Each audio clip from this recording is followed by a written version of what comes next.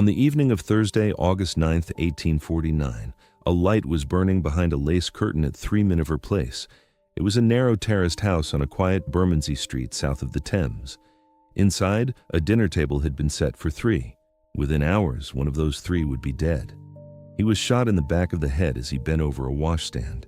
His body was dragged into the kitchen. His hosts buried it beneath flagstones they carefully relaid before morning. The guest was Patrick O'Connor, a customs officer and moneylender with savings in railway shares. His hosts were Frederick and Maria Manning, a married couple who had invited him to dinner many times before. What happened that night would take Scotland Yard 8 days to uncover. It would end with both husband and wife standing side by side on a scaffold. Before going further, take a moment to subscribe and turn on the notification bell so a case like this one is never missed. Now, back to Bermondsey. London in 1849 was a city still shaking off the excesses of the railway mania. That speculative boom of 1845 to 1847 had made fortunes and ruined others almost overnight. It was also a city gripped by cholera. The epidemic that had begun in 1848 was still killing thousands across the capital that summer. Bermondsey was a low-lying district of tanneries, warehouses, and docklands trade.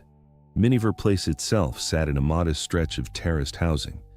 It was the kind of address that suited a former railway guard and his wife. It was respectable enough to entertain a guest of means, yet ordinary enough not to draw notice. Policing in London was still young.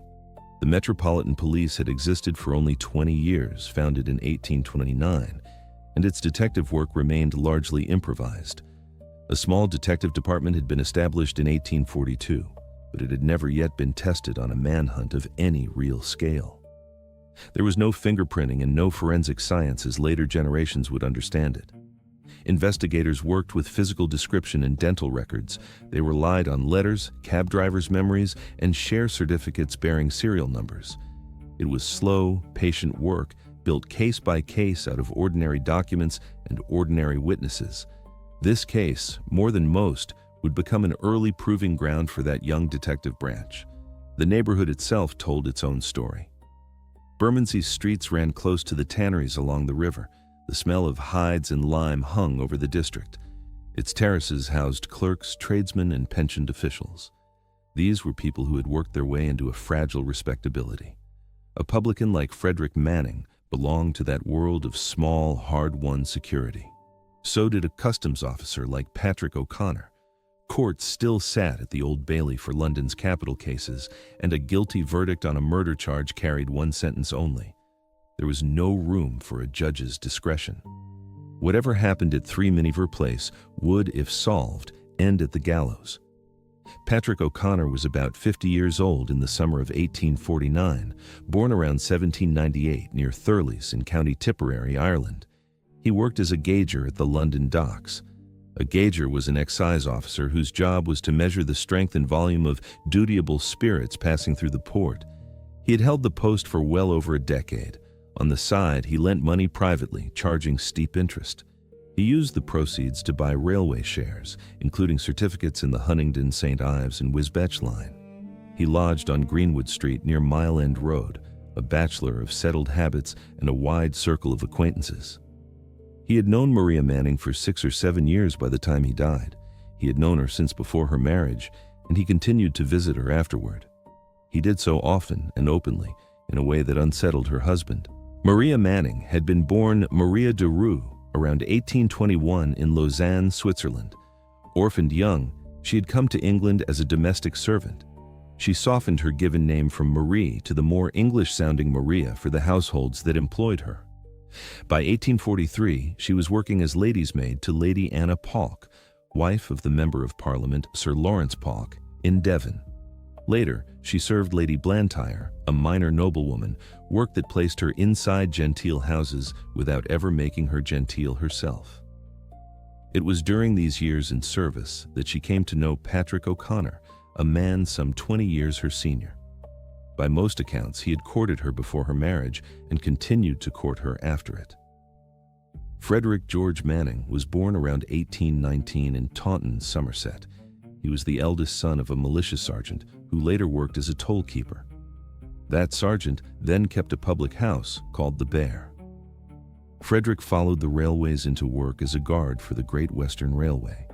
He was eventually discharged from that position under suspicion of involvement in a string of robberies.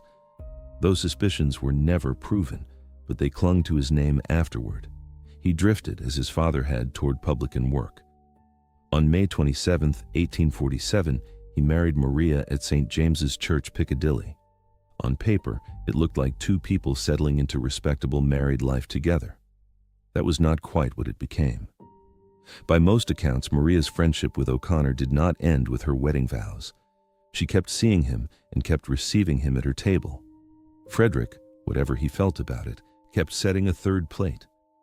O'Connor was known among their circle to carry cash and to hold valuable railway paper. He trusted the Mannings enough to dine at their house repeatedly through 1847, 1848, and into the summer of 1849. Whatever moved between the three of them in those 2 years, one fact is documented. By early August 1849, Frederick Manning had bought a crowbar and a quantity of quicklime. Maria Manning had bought a shovel.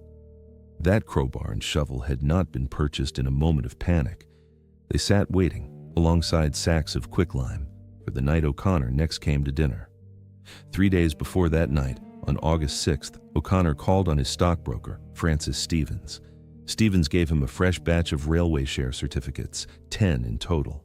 Each one bore a serial number and Stevens's own initials in the margin. He carried them home to Greenwood Street. He had no way of knowing what those numbered slips of paper would become. They would end up as the clearest thread connecting his murder to the woman who took them. On the morning of August 9th, O'Connor left his lodgings on Greenwood Street in his usual manner. He was seen crossing London Bridge later that day, walking south in the direction of Bermondsey. Nothing about the sighting struck anyone as unusual. He had made the same walk many times before.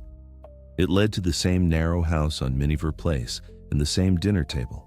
The same husband and wife had welcomed him so often that his visits had become routine. They were routine to the neighbors as well as to the family. He arrived that evening for dinner. What followed inside 3 Miniver Place has never been settled with certainty. Each of the two people present that night would later blame the other for what happened next. But this much the record does establish. At some point during or after the meal, O'Connor bent over a washstand to clean his hands, a small, unremarkable domestic gesture. In that moment, he was shot once in the back of the head at close range. A second act of violence followed, blows to the head that finished what the gunshot had begun. Which of the two Mannings struck those blows and in what order was never conclusively established, even at trial. There was no struggle loud enough to carry into the street, or if there was, no neighbor later reported hearing one.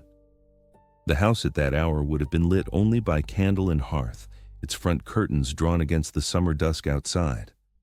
Whatever sounds passed between the front room and the kitchen stayed within those walls. Once O'Connor was dead, the work of concealment began. His body was stripped and bound at the legs with cord, then carried to the kitchen, where 2 flagstones had already been loosened in preparation. A pit roughly 3 feet deep waited beneath them. The body was laid face down inside the pit. It was packed around with the quicklime Frederick had bought days earlier. The lime was meant to hasten decomposition and mask the smell beneath the family's own kitchen floor. The flagstones were set back into place and mortared over. The seams were pressed smooth enough that a person walking through the kitchen the next morning would have noticed nothing wrong. For the Mannings, the ordinary business of covering a murder now shaded into something closer to a race against each other. Whatever partnership had carried them through the killing itself did not extend to what came after. Each of them, separately and apparently without the other's full knowledge, began gathering O'Connor's cash and his railway certificates for themselves. Neither seems to have trusted the other to divide the proceeds fairly, and neither waited around to find out.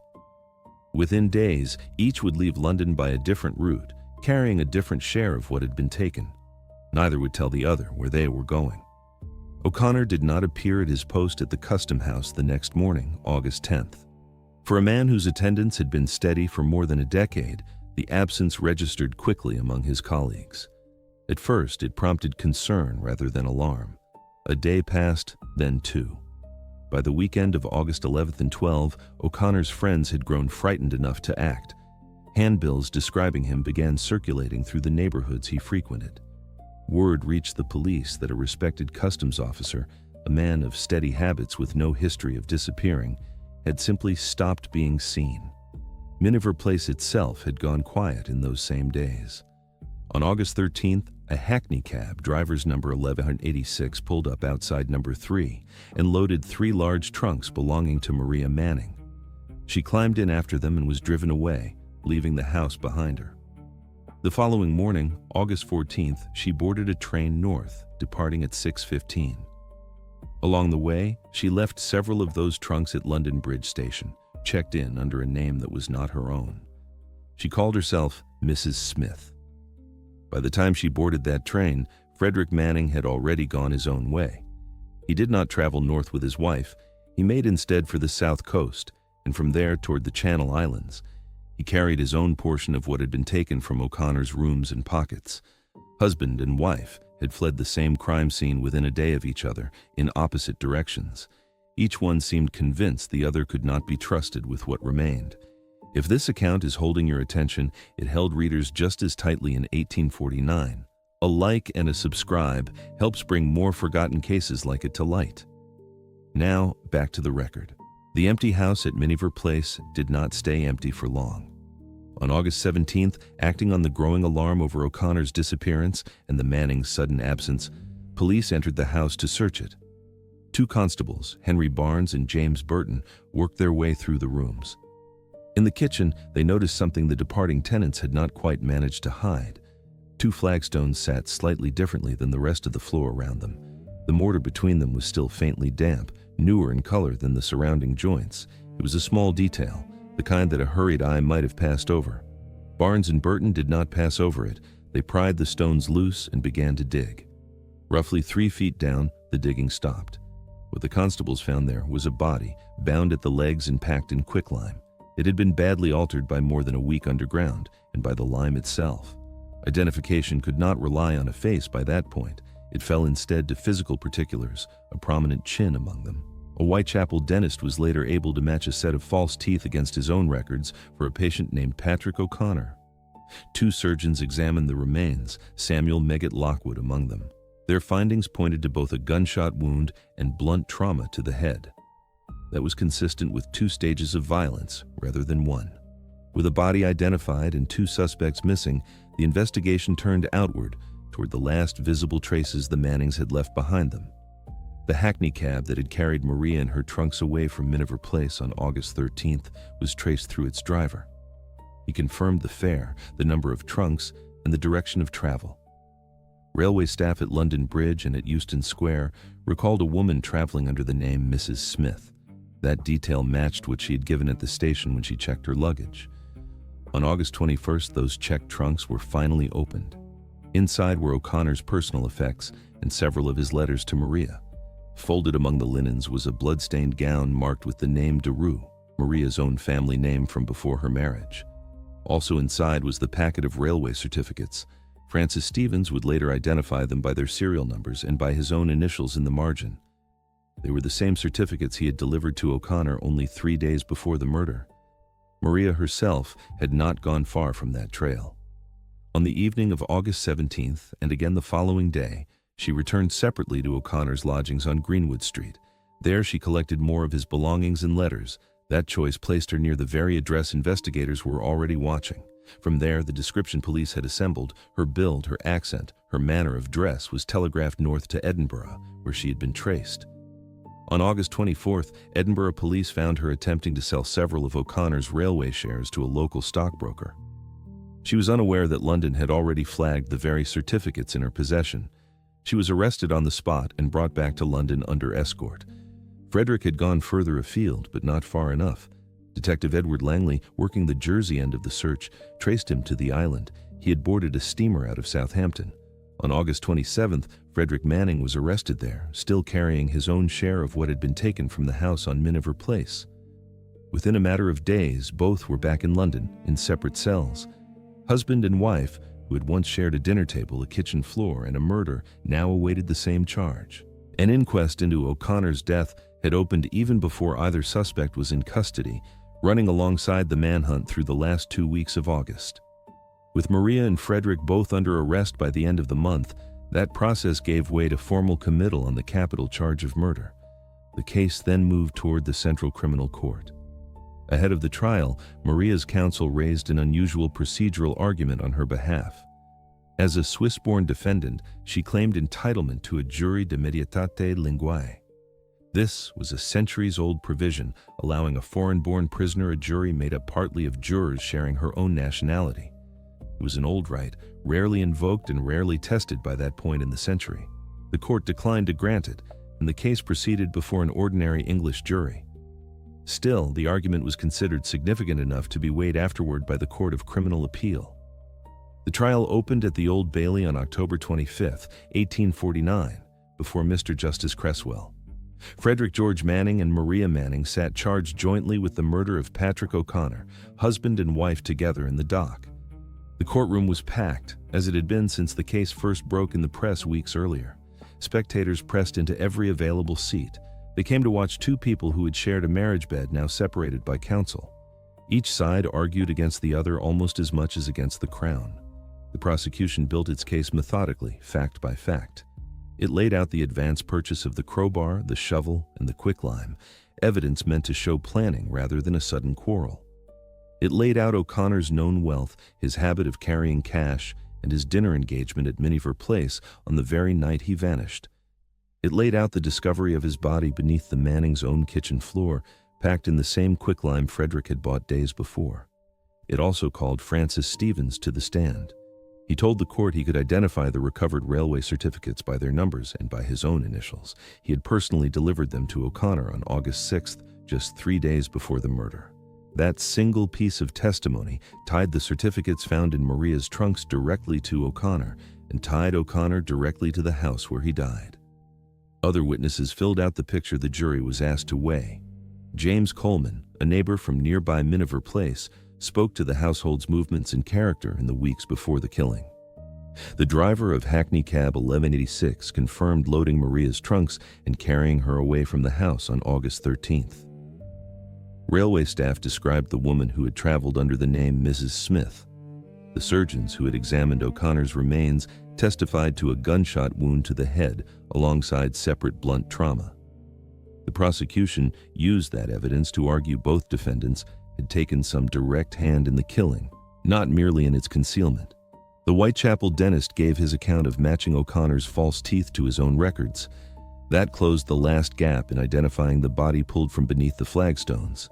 Through all of this testimony, the two defendants held to positions that could not both be true.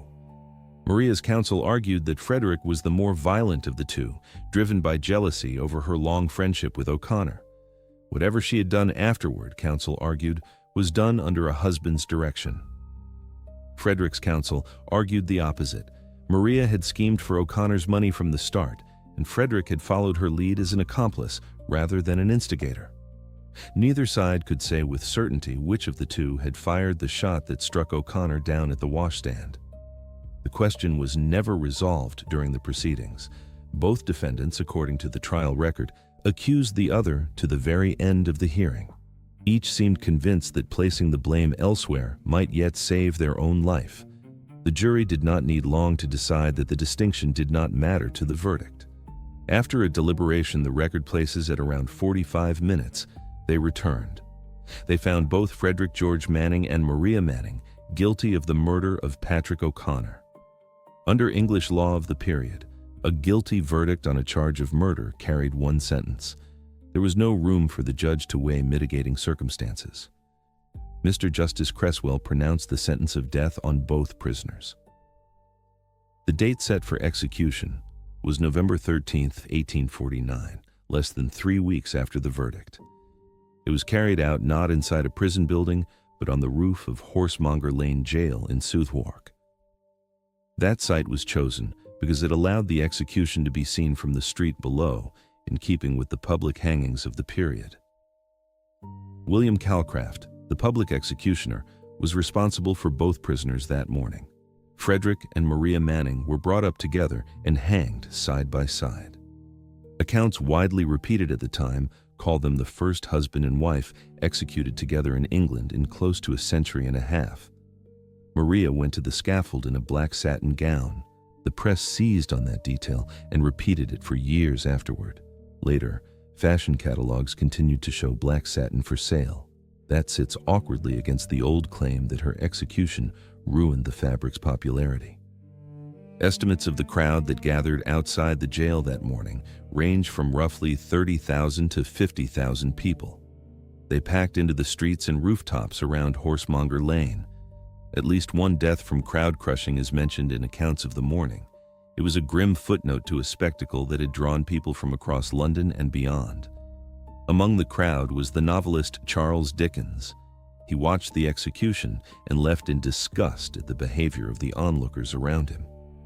Afterward, he wrote to the Times to condemn what he called the wickedness and levity of the crowd. He argued that public hangings degraded everyone who watched them. Accounts differ on whether the couple showed any reconciliation in their final hours. Some describe a softening between them. At least one account, attributed to the American novelist Herman Melville, describes them going to the gallows still unreconciled, blaming each other to the last. Melville is said to have paid £50 for a viewing spot on a nearby roof. The bodies of Frederick and Maria Manning were buried within the grounds of Horsemonger Lane Jail, the standard practice for executed prisoners in that period.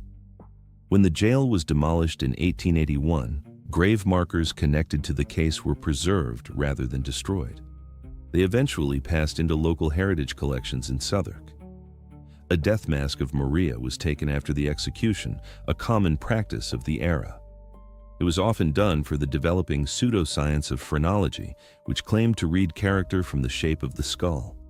That mask was acquired by a Dr. Thomas Grierson and later passed to Dumfries Museum. It remained one of the few physical traces of a case that had gripped the entire country for a few months in 1849. The contemporary press had already begun calling it the Bermondsey Horror before the trial even opened. It became one of the greatest publishing sensations of the age. Broadsides covering the murder and the execution are estimated to have sold some 2.5 million copies between them. They far outsold the illustrated newspapers of the day.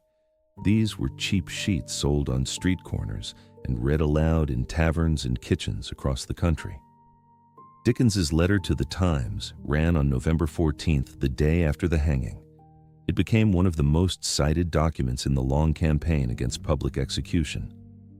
That campaign would not reach its legal end until the Capital Punishment Amendment Act of 1868 finally moved hangings behind prison walls. The case was also remembered within the Metropolitan Police as one of the earliest proofs of what its young detective branch could do. It was a manhunt built on telegraph descriptions passed between London and Edinburgh, ordinary documents, and patient legwork, rather than any single stroke of brilliance. Patrick O'Connor's murder was never solved by any dramatic breakthrough. It was solved by a damp patch of mortar noticed by 2 constables. It was solved by a stockbroker who remembered his own initials on a share certificate. And it was solved by a telegraph wire running north to Edinburgh. What began as a friend invited to dinner ended with that friend buried beneath the floor his hosts walked over for 8 more days. His hosts walked over that floor for 8 more days. It ended, too, with a husband and wife hanged together for a crime neither would fully admit to committing. The house on Miniver Place is gone now, but the record of what happened inside it remains plain and documented exactly as the court heard it in October of 1849. If this case held your attention, subscribe and turn on notifications so the next one reaches you. Leave a comment with the case that should be covered next. The